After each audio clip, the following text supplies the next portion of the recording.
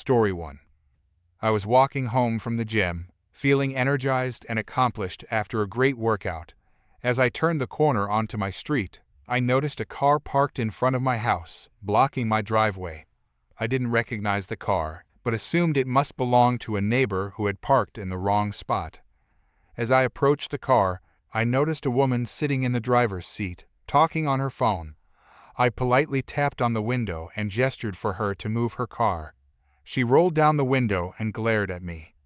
"I'll move when I'm ready," she spat, continuing her phone call. I was taken aback by her rudeness, but tried to stay calm. "I need to get into my driveway. Could you please move your car?" She huffed and rolled up the window, ignoring me completely. I was getting frustrated, but didn't want to cause a scene.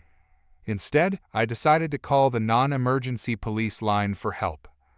While I was on the phone, the woman in the car got out and began yelling at me. "Who do you think you are, calling the cops on me?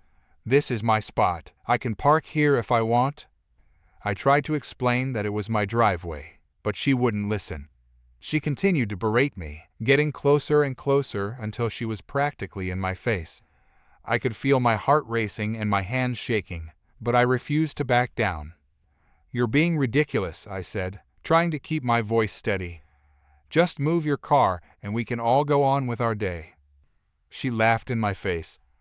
"You think you're so entitled, don't you? Well, you're not. You don't own the street. You don't own the world. Get over yourself." I was stunned by her words, but before I could respond, she lunged at me. I stumbled backwards, narrowly avoiding her fist. She continued to swing wildly, screaming obscenities and insults. I tried to defend myself, but it was like fighting a tornado.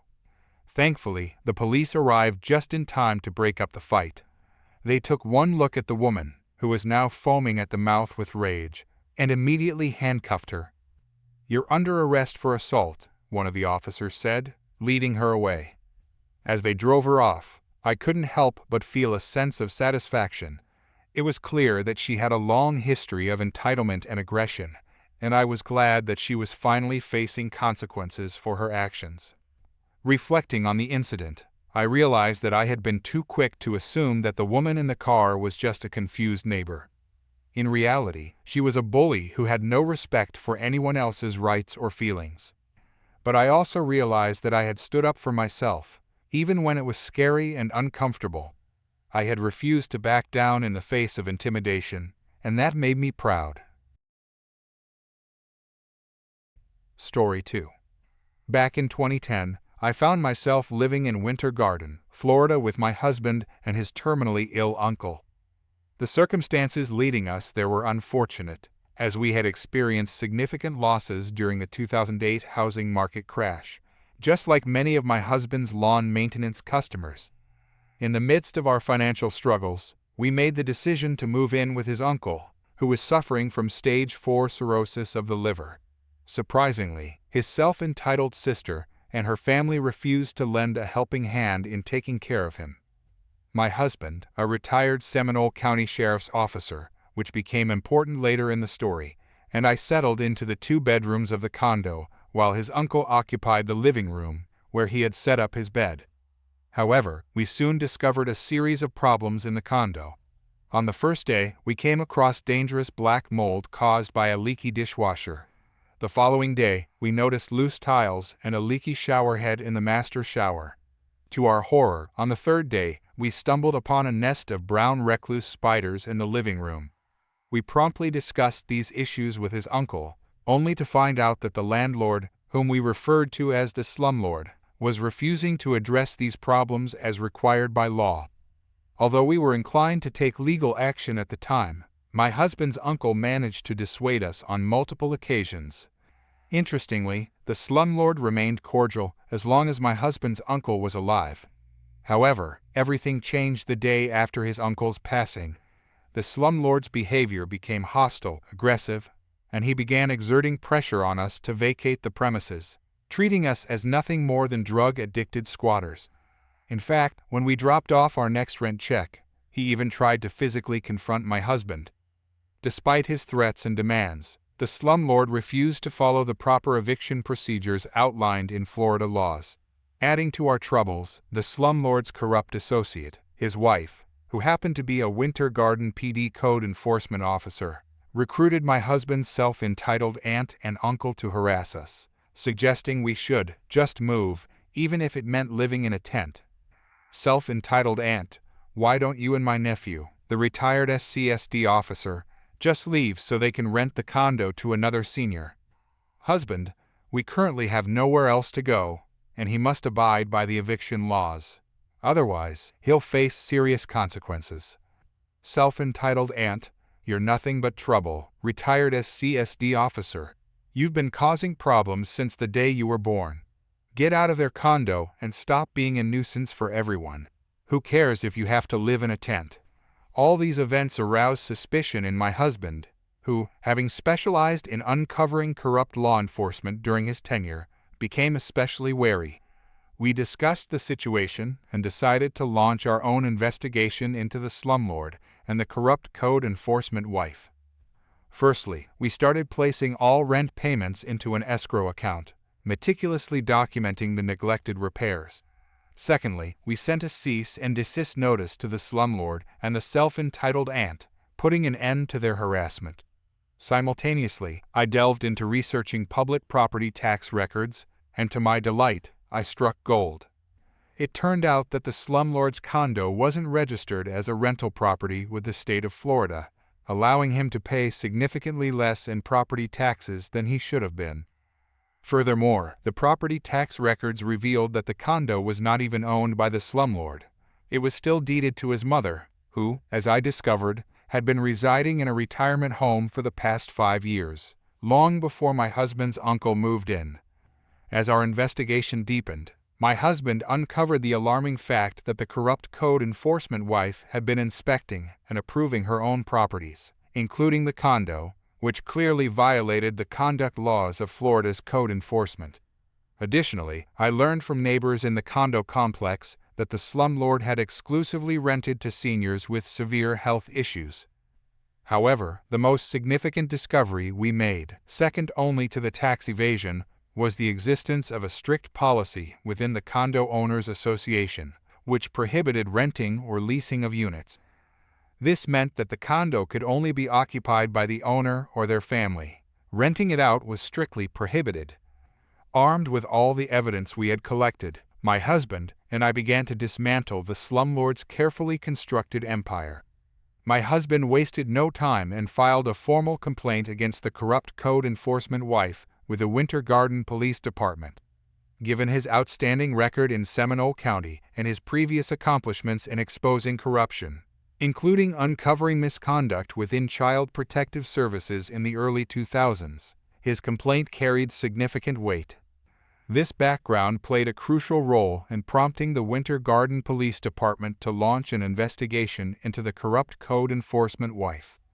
The investigation revealed not only her perjury during inspections on her family's properties, but also on the property owned by my husband's self-entitled aunt and uncle. As a result, the corrupt code enforcement wife was terminated from her position, had her state enforcement officer's license revoked, and faced multiple criminal charges. Meanwhile, I submitted all the evidence of property tax fraud to Florida's Property Tax Division, which led to a state investigation into the slumlord. The investigation uncovered not only his property tax fraud related to the condo, but also fraudulent activities regarding a property he had been renting to his son and my husband's self-entitled aunt's son. Additionally, it was discovered that he had committed business tax fraud and income tax fraud. In a surprising turn of events, both slumlord's son and my husband's self-entitled aunt's son were arrested for possessing illegal narcotics with intent to sell when investigators arrived at the rental house where they resided. The extent of the fraud discovered during this process exceeded our expectations, but we were relieved that justice was being served. The business tax fraud perpetrated by the slumlord also implicated my husband's self-entitled aunt and uncle since they were his business partners. The self-entitled uncle, who held the position of postmaster in Winter Garden, came under investigation by the United States Postal Service USPS due to his involvement in the tax fraud scheme and the embezzlement of money orders. As a result, he lost his job and pension. All 4 individuals, the slumlord, his wife, my husband's self-entitled aunt, and my husband's self-entitled uncle, were convicted of multiple white-collar crimes. They were forced to sell their properties and most of their belongings, served various forms of jail time, and faced substantial fines and restitution orders. In the end, the slumlord, his wife, my husband's self-entitled aunt, and my husband's self-entitled uncle, along with their sons, were brought down by a multitude of felony and misdemeanor charges, all because they attempted to strong-arm us into eviction. This whole experience serves as a testament to the intelligence and resourcefulness of tenants when pushed to their limits. It also highlights the importance of being knowledgeable about rental laws and proficient in researching public records, as such knowledge can ultimately save you from undesirable situations. Story 3. First things first, I have no sense of direction, and I am prone to getting lost. This all started a few years ago, and honestly, it is one of my funniest lost stories. Well, I was traveling to go visit my mother. She gave me directions, however I am super terrible at them. I, however, had gotten far enough to get to a light railway. My mother often described taking one to work. I was busy reading things when the entitled people of our story walked up. I figured out my directions and went to the automatic ticket booth. I paid for my ticket, then I stared at the machine trying to read this strange punch thing next to it. An older man said to me, loud enough for anyone to hear, "You put your ticket in there for it to get a timestamp. If you don't, it isn't valid and you can get in trouble during inspections." So I stamped the ticket like the man said. The train got there and everyone got on. I found a seat in a front corner as the group of entitled people chose a bunch of seats in the back of this small carriage. They were loud as they blasted some rap music and were laughing. A few stops in and I was already lost and staring at the rail map near the door trying to make heads or tails out of it. That is when the cops came on. They announced it was an inspection and to get our tickets out. A cop comes over to me and notices I had my ticket tucked slightly under my cap to hold it in place, but to show it off just in case. He speaks briefly to me and I tell him I am lost and I will be getting off at the next stop to figure out my way to my mother's. The other cop called the one talking to me over and the rap music stopped. I could hear some arguing, but in truth, I wasn't interested at this point. The next stop came, so I got up and got off and headed straight to the map. I only paused as I heard some shouts and what sounded like a fight starting. The cops were ushering this group from before off the train. They were all shouting at the cops with slurs and what seemed to be stupid things. I thought I wasn't involved, so I went to the map. Oh, how wrong I was. I was listening so that I could figure out if I had to move. The cops got them seated and informed them that they needed to buy tickets to ride the rail, that they could get off with a warning if they buy and stamp their tickets now. "Why aren't you telling her that? She's with us," one of them snapped. I looked over to them to see a guy pointing at me, and the cop looked at me, then calmly said, "She paid for her ticket, and she isn't with you. I already know this." "Yes, she is. Arrest her," one of the females said while pointing at me. The cop sighed. "She doesn't look like she is with you. If she is with you, where is she headed?" the cop asked them. He was right. Not only were we not seated together or talking to each other, I was wearing clothes with anime stuff on them, while all of the group had some band on their shirts. The whole group shouted something that sounded like the name of a band. The other cop, whom spoke to me before, said, "She's not. Now buy your tickets." I just sighed and turned my head back to the map. For the next 5 minutes, the group still insisted I was with them, and that I should be arrested. They also refused to pay for new tickets. I was getting annoyed hearing them, so I got closer to the map and tried harder to ignore them. Until I heard it. Bam! The sound of someone getting punched. I looked over, and the person who was pointing at me first had just slugged one of the cops, and was now being tackled by the other. I watched as the cop who got punched ordered back up as he stood up to try to rein in the rest of the group, who were also trying to fight him. Everything happened so fast, but soon there were more cops. They came in, placed each of them in handcuffs, and took them away. I watched as they left, and they were still shouting, "Arrest her! She's with us!" as if they had practiced it. I just stood there dumbfounded, not even sure how to process what had happened. My mom appeared a few seconds later. It seems like I got lost right at the stop she took when she was returning from work. She noticed the police cars and asked me if I knew what happened. I told her and she laughed. Only you would get someone arrested by saying and doing nothing. I never saw those people again, thank God. Story 4. My mother continues to be the bane of my existence. It's been about a month since I 29F last dealt with her, and I'm once again facing my mom's delusions. The short background is my mother prefers my sexual abuser's stepbrother Chris. He's 43 now. He abused me since I was a child. Normal abuse first that evolved into sexual abuse as I became a preteen and then a teen. After the worst happened, my paternal half-brother Sam took me in when I was 16 and raised me. It's also come to light that my mother was stealing from a trust my father had set for me with fake receipts, and she had also been claiming me in her taxes, which is ridiculous since I do my own taxes as an independent. All in all, my mother is now being investigated for tax fraud. Chris is currently in jail for kidnapping his cousin's baby, a 2-year-old girl. Now to the newest stupidity that has come from my mother. She is now harassing me to pay Chris bail. To begin with, I can't believe they would let him post bail at all after kidnapping a baby. The bail is set at $25,000. That seems like a lot. But in all honesty, I find it absolutely disturbing that's all they are charging. I've been trying to get in row on both Chris and my mother. Chris, that one is more likely coming. My mother, despite all her harassment, no one, neither cops nor lawyers, believe her to be a danger to me. So I still have to deal with my mother trying to talk to me at the parking lot of the clinic I work in. I'm a nurse practitioner, or at home constantly banging on the door. Her sisters, who I met as an adult and didn't know they even existed to begin with, have also joined in this. Sam and his wife say that it's okay and not to worry. But I know this is taking a toll on them. I'm also worried about their kids. They have 2 boys, being exposed to all the crazy.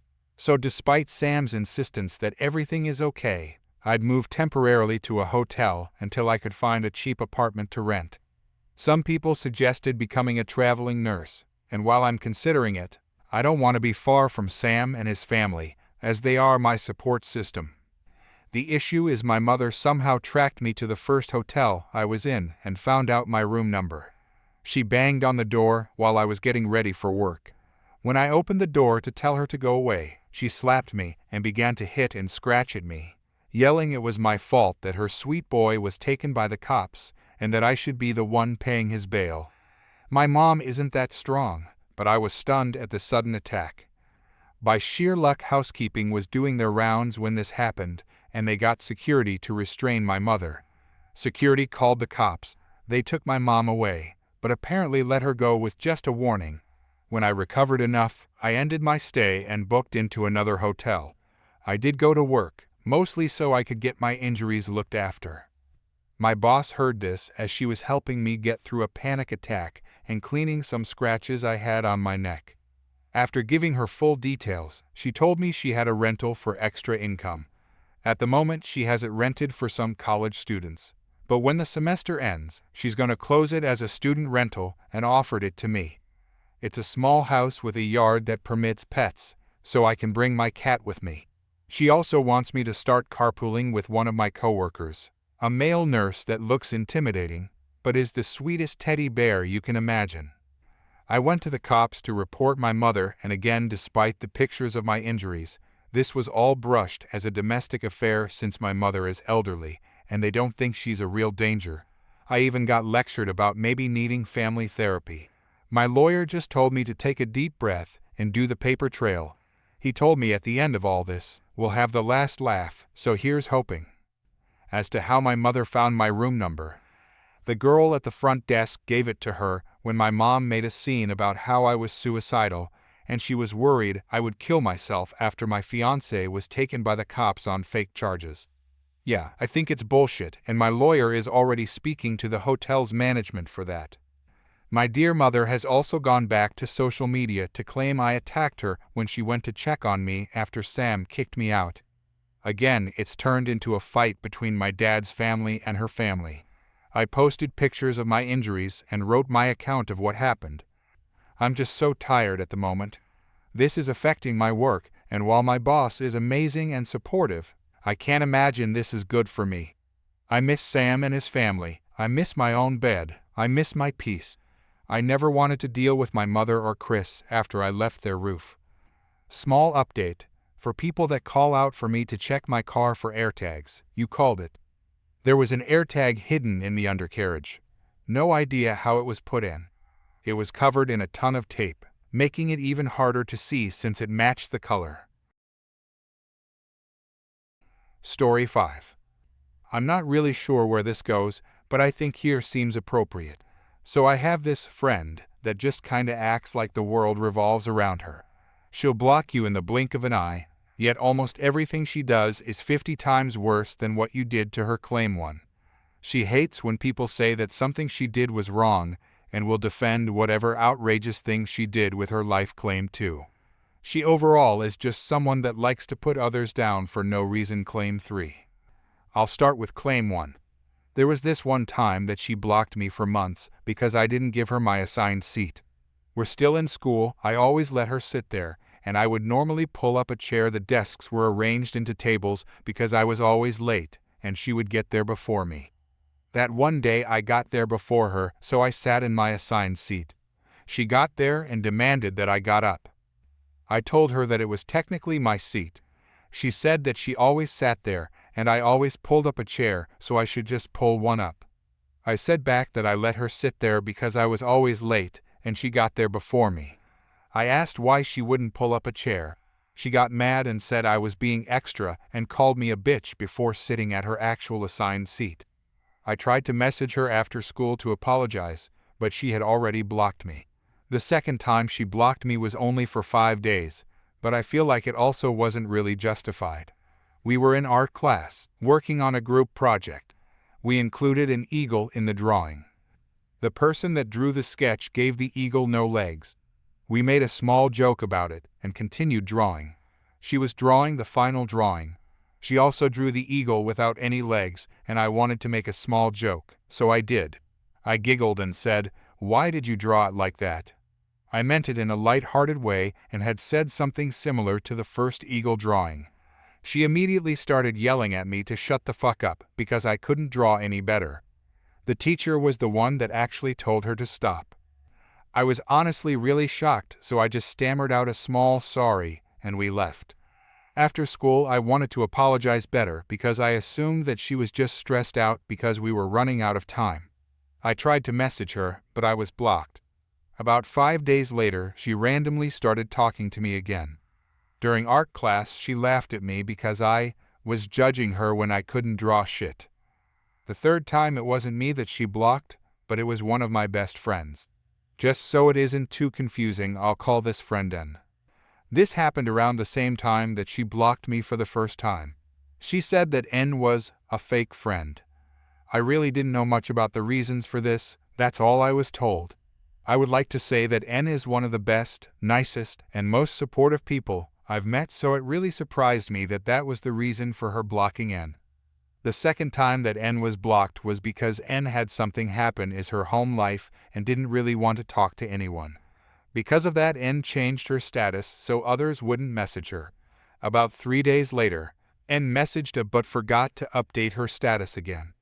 A then messaged me saying that N was just seeking attention. When I told her that N normally doesn't like to talk to others when she's upset, so it's not really something you can get mad at her for. I just kinda dismissed it and blocked N anyway. I'm not really sure what claim this next story would fall under, but this one seems right. So, me and her were sitting to each other in class. After she unblocked me the first time, but before the second time, we got candy for something. We were joking around, and I jokingly tapped her forehead with my candy bar. It was still wrapped, so I wasn't getting chocolate on her or anything. Her response to that was to slap me in the face with the back of her hand. I asked her why she did that, and she said I should have never touched her. She had never told me about her boundaries when it came to touching, so I didn't know. Claim 2. A is in a lot of Discord servers, and in one there was someone that had a crush on her. I think that person did something bad and I stopped talking to them. The person tried to apologize and said they were going to KTS if I didn't respond. I didn't respond, and a few months later, she messaged the person, but they didn't respond. I then came to the conclusion that they actually did it. I'm not defending what this person said by any means, but what I did after thinking that she was the reason for someone doing such a thing was horrible. She laughed about it. She would laugh if anyone brought it up and even bragged about it. Another thing happened in a different Discord server. Someone in the server posted a pic of a knife and made a poll asking if they should do it. By do it, they meant SH. I voted yes to this poll, then sent me a SS of it. She was joking about how she was the only person to say yes. I asked her why she would say that, and she kept making excuses. She said that the person was mentally ill for asking that. She said it wasn't like she was putting the knife in their hand and telling them to do it. She said that the person wasn't going to actually do it. She said that the person was only seeking attention, and she said that if they did do it, then they were an idiot. I told her that none of that made it okay for her to say that to someone for no reason. She simply responded with a yawning emoji, asking me if I was done yet. Claim 3. Obviously isn't horrible to just random people, but to her friends too. We have this one friend that is barely overweight, and she loves to call him fat at every opportunity. She also is really fond of calling him stupid. The next friend I'll call S. Me and S had a friend that once made a joke about confessing his feelings to her. After that he clarified that it was a joke and S never had feelings for him, so it wasn't taken badly or anything. Once I found out about this, she said, of course it was a joke. Who would like her fat ass? When I asked why she would say that, she just said that it was the truth. I know I didn't see the real extent that she bullied other too, but that's all I can remember right now. As for me, I love to call me names. She called me fat if I did anything like eating. She did this to lots of people, so this wasn't really special from her. She always had backhanded compliments for me. They normally were just calling me dumb by saying, even underscore understood it faster than you. She knows that I'm trans, but she loved to call me flat. I always said, you're just jealous of me because you're flat and I'm not. I always responded with, no, I'm not. I'm trans, you know that. And I always said, just saying. Like it was meant to make me feel bad. I was never good at drawing, and it was so she always had something negative to say about anything I drew. I once drew something for a project and showed it to her because I was proud of it. She said, you used a reference for the hair, didn't you? I told her yes, and she said, I knew you couldn't come up with that. It made me feel really bad about something I was initially proud of. She liked to drag on jokes that put others down. I once said that I was as black as something the color black. I kinda just awkwardly laughed at it. Apparently, that was an invitation to continue. I then went on to list about 20 different things that were the color black that she could see. When you thought that she was done, she would say one more. She even started calling my name a slur. She said that it was an insult to call anyone by my name. A was being used to refer to the entitled friend, if that wasn't clear. That's kinda it. I can't think of anything else. All this happened in the span of about 3 years. If you think that I need some criticism, don't be afraid to give it. Edit. I realized that I didn't give a piece of information that might be important to the story. So, I blocked me and N for the first time around the same time. It was during the last half of the year, and our entire friend group just dropped her. Removed her from group chats and stopped talking at school. None of us talked to her for the rest of the school year and the entire summer. Early in the next school year, I started to talk to us again because most of us had core classes together.